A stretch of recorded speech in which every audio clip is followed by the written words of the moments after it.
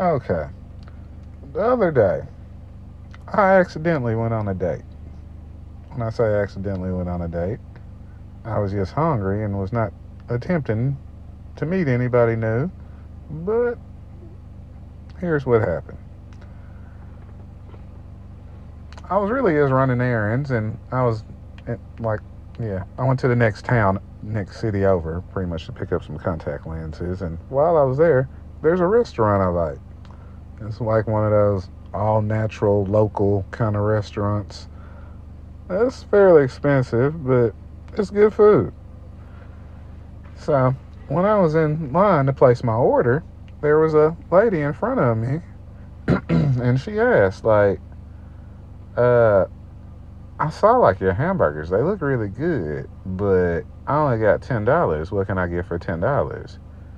And it was like, well, the hamburger's like $13, and with fries, it's like $16. She was like, huh? Like, that's really expensive. I'm just listening. And she was like, well, what's the cheapest thing y'all have on the menu?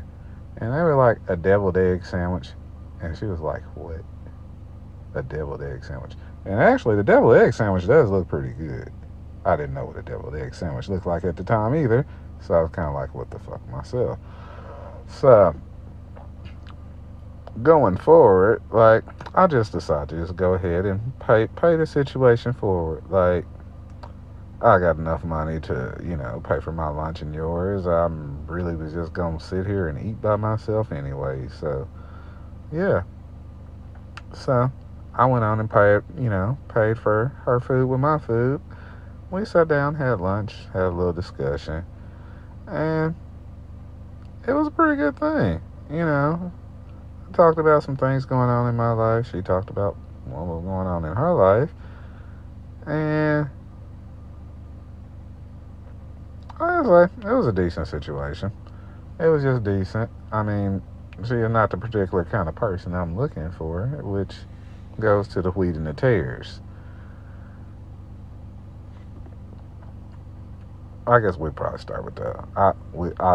This is off the top of the dome, so look up this story yourself, please. Thank you. Okay, the wheat and the tares.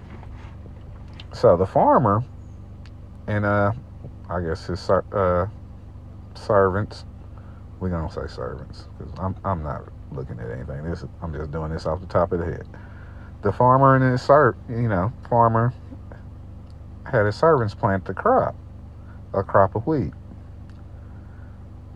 and they went to sleep, woke up.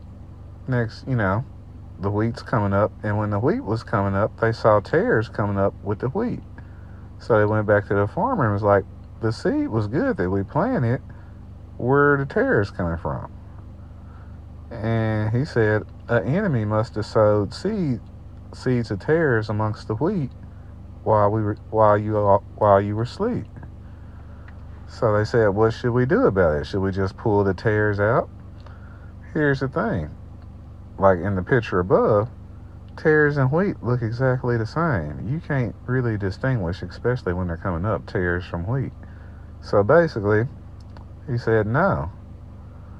Just let it grow, and when it's time to harvest the tares first, tie them up in a bundle, and burn the tares, and then harvest the wheat. The reason for this is he didn't want to risk losing any of the wheat trying to remove the tares. This is likened to the kingdom of heaven. See, there are seeds of evil planted amongst us, amongst good. There are seeds of evil planted amongst good. There's nothing you can really do to change that. At some point, evil is going to show its head to be evil, and good is going to show its head to be good.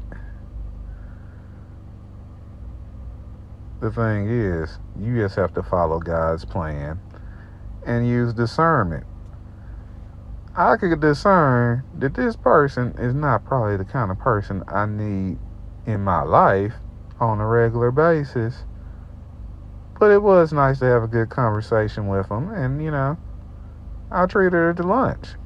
That was that. Sometimes, a seed of good, can maybe inspire somebody to do better, but you don't necessarily need everybody in your personal space like that. But it is good to do goodwill. So you should you should try to discern. But even after you make your discernment, just let it show.